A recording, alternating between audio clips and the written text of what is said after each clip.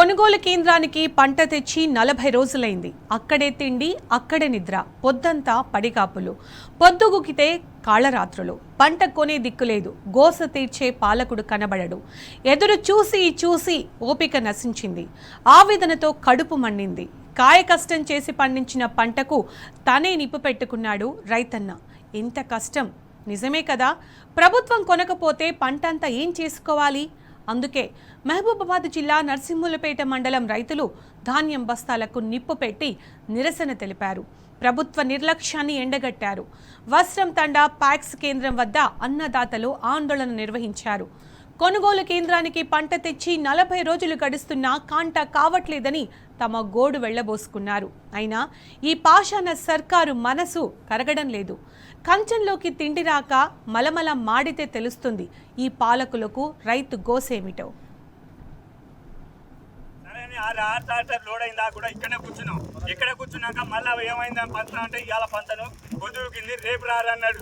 అప్పటిదాకా మేము అన్నాన్ని కూడా పోలేదు, ఆయన అన్నం తినొచ్చు కానీ మేము అన్నాన్ని కూడా పోలేదు. ఈయన కూర్చున్నాం, అయితే అంత 5 అయింది, బంద్ చేసినాం, ఎక్కడ పోయినాం. మళ్ళీ తెల్లారి వచ్చినా కూడా మళ్ళీ పంచ అంటే లేదు పంచను ఆగు, ఇంకా 5,000 బస్తాలు తెచ్చుకున్నాక 10,000 బస్తాలు ఒకటేసారి పంచుతా, ఈ బస్తాలు ఎటు సరిపోవండి. నిన్న పొద్దుకు దాకా 5 దాకా మళ్ళీ ఇక్కడనే ఉన్నాం.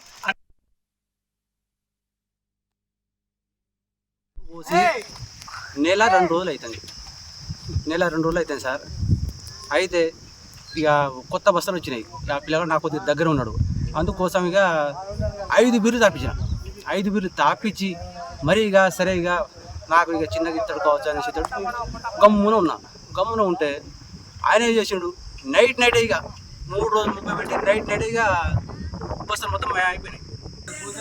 బస్తాలు అంటే ఇక రాళ్ళు వస్తాయి వాళ్ళు వేరే వాళ్ళకి అమ్ముకుంటారు అని బస్తాలు మొన్న వచ్చినాయి. 17 ఉదయం వచ్చినాయి. 17 ఉదయం వస్తే రూమ్లో వేసారు. 18 నాడు అందరి ప్రకారం వచ్చి అడిగితే సీరియల్ ప్రకారం ఇస్తే నేను ఒక్కరికో ఇద్దరికో రైతులకు 100-200 ఇచ్చారు. కడవ బస్తాలు 5,000 బస్తాలకు అన్ని రూముల్లో ఉండే. ఇప్పుడు రూముల బస్తాలు లేకుండా మాయం చేసారు.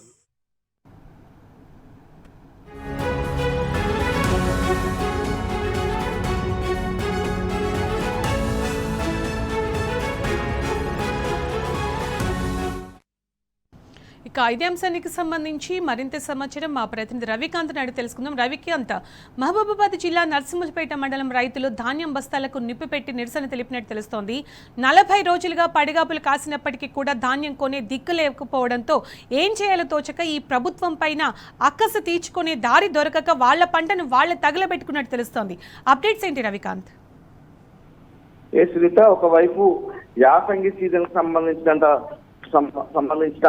పంటనంతా అమ్ముకొని ఆ లాభాలు లేకపోతే వచ్చినటువంటి ఆ డబ్బులను పెట్టుబడి పెట్టి వానాకాలం సీజన్ సంబంధించినటువంటి పంట కోసం రైతు దుక్కులు దున్నుకోవడం, వానాకాలం సీజన్ పంట కోసం సమాయత్తం కావాల్సిన సమయం. ఎందుకంటే ఈ సంవత్సరం వానాకాలం ముందస్తుగా తొలకరి వర్షాలు పడతాయన్నటువంటి అంచనా వాతావరణ శాఖ నుంచి అందుతున్న నేపథ్యంలో ఇప్పటికీ ఉమ్మడి వరంగల్ జిల్లా వ్యాప్తంగా రైతులు ఇటు వడ్ల కల్లాల దగ్గర, మరోవైపు మొక్కజొన్న కల్లాల దగ్గర పడిగాపులు కాయాల్సినటువంటి దుస్థితి కనిపిస్తా ఉంది. ఉదయం నుంచి సాయంత్రం వరకు ఆ ధాన్యాన్ని ఆరబెట్టుకోవడం, లేకుంటే కాంటాలు వేయడం, ఇదే పనిగా నెల 15 రోజులు కొంతమంది రైతులైతే 2 నెలల నుంచి అదే గోసపడుతున్నటువంటి సందర్భం.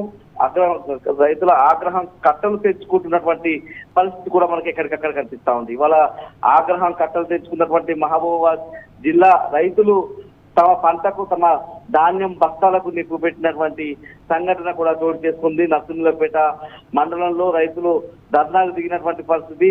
వస్త్రం తండా దగ్గర ఉన్నటువంటి పిఎస్సిఎస్ కేంద్రం వద్ద రైతులు ఆందోళనకు దిగినటువంటి సందర్భంలో ఆగ్రహం కట్టలు తెచ్చుకొని వాళ్ళు తీసుకొచ్చినటువంటి ధాన్యం బస్తాలకు నిప్పు పెట్టి తమ నిరసన వ్యక్తం చేసినటువంటి పరిస్థితి మనకు కనిపిస్తా ఉంది. కొనుగోలు కేంద్రానికి ధాన్యం తీసుకొచ్చి 40 రోజులైనా కూడా ఇంకా కాంటాలు కావడం లేదన్నటువంటి ఆవేదన అయితే రైతులు చెప్తున్నటువంటి మాట. ప్రధానంగా ఇటు గన్ని బ్యాగులు ఉంటే లారీలు అందుబాటులో ఉండడం లేదు, లారీలు అందుబాటులో ఉంటే హమాలీలు అందుబాటులో ఉండరు. అందరూ అందుబాటులో ఉన్నటువంటి సందర్భంలో కాంటాలు కావు. ఈ బాధే రైతాంగం తీవ్రమైనటువంటి ఇబ్బందులు ఎదుర్కొంటున్నటువంటి తీరు యాసంగిలో మనకు స్పష్టంగా కనిపిస్తా ఉంది. ఋతుపవనాలు వస్తున్నాయి, ఈసారి ముందస్తుగా వర్షాలు పడతాయన్నటువంటి అంచనా ఉంది. రైతాంగం అంతా కూడా ఈసారి ఏం పంట పండించుకుంటే వానాకాలంలో యాసంగిలో పండించినటువంటి పంట కోతలన్నీ అయిపోయి మార్కెట్ల దగ్గరికి చేరినటువంటి పరిస్థితుల్లో ఇప్పటికే ఈ అమ్మకాలన్నీ కూడా ఏదైతే ధాన్యపు కొనుగోలు లేదు ధాన్యము లేకుంటే మక్కలైతే మక్కలు ఈ కొనుగోలన్నీ పూర్తయితే ఒక అంచనాకు వస్తారు రైతు వానాకాలానికి సంబంధించినటువంటి పంట ఏది ఏం పంట వేస్తే ప్రత్యామ్నాయమా లేకపోతే మొన్న ధాన్యం వేసిన రైతు ప్రత్యామ్నాయ పంటగా వేసుకోవాలా లేకపోతే అదే ధాన్యం పండించారనే అంచనాకు రావాల్సి ఉంటుంది. లాభాలు ఏ విధంగా ఉంటాయి, వానాకాలంలో వర్షాలకు సంబంధించినటువంటి అంచనా మేరకు రైతులంతా కూడా ఆ విధమైనటువంటి ప్రణాళికలు చేసుకోవాల్సి ఉంటుంది. ఇప్పటికే మనం చూస్తా ఉన్నాము ఈ 4-5 రోజుల తర్వాత వర్షాలు పడతాయన్నటువంటి వాతావరణ శాఖకు సంబంధించినటువంటి సూచనలు ఉన్నాయి. ఈ క్రమంలోనే మార్కెట్లకు తెచ్చినటువంటి ధాన్యం ఏదైతే పిహెచ్ఎస్ కేంద్రాల దగ్గర ఉన్నటువంటి ధాన్యం అమ్ముడు పోక రైతులైతే చాలా ఇబ్బందులు పడతా ఉన్నారు. ఇవాళ మహబూబాబాద్ జిల్లా నరసింహులపేట మండలంలో రైతులు ధాన్యం బస్తాలకు నిప్పు పెట్టడమే రైతులు ఎంత గోసపడుతున్నారు అన్నటువంటి సంఘటనకు ఒక నిదర్శనంగా మనం చెప్పొచ్చు.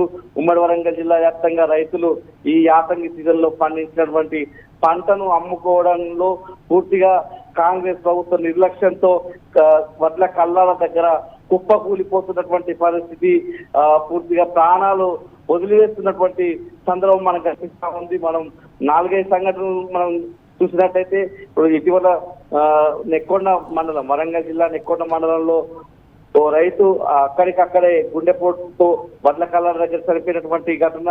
కేశంకన్పూర్ లో కూడా ఒక రైతు పొద్దంతా తన వడ్ల కళ్ళం దగ్గరే ఉండి సాయంత్రం ఇంటికి వెళ్ళిన తర్వాత వాంతులు విరేచనాలతో అస్వస్థతకు గురై అతను కూడా వడదెబ్బతో చనిపోయినటువంటి దాఖలాలు కేశంకన్పూర్ లో కనిపించింది.